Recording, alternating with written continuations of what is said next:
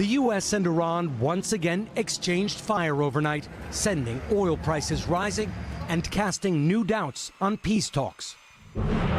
The latest exchange started around the Strait of Hormuz, which Iran closed after the U.S. and Israel attacked the country 3 months ago.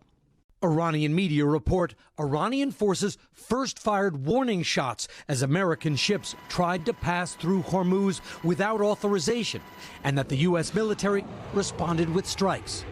An American official described the strikes as self-defense, shooting down multiple Iranian drones threatening American forces and commercial shipping, and attacking a control station inside Iran.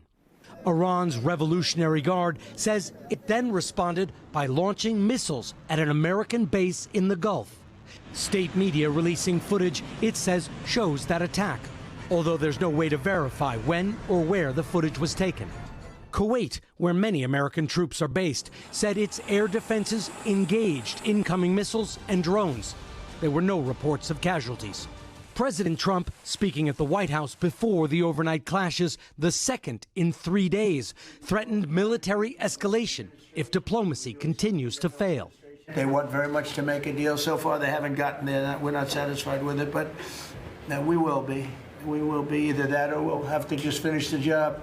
He also repeated his demand that peace negotiators in the Gulf and beyond, who have seen their countries attacked and their economies shaken, owe it to Trump to sign the Abraham Accords, improving relations with Israel. Many Middle Eastern and Muslim-majority nations oppose the agreement. I would like to have them join the Abraham Accords. It'll be historic if they do it. And I think they owe that to us, to be honest.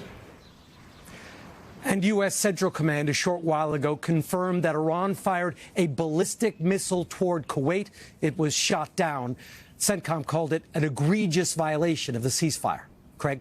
Richard Engel on that breaking news for us this morning. Richard, thank you.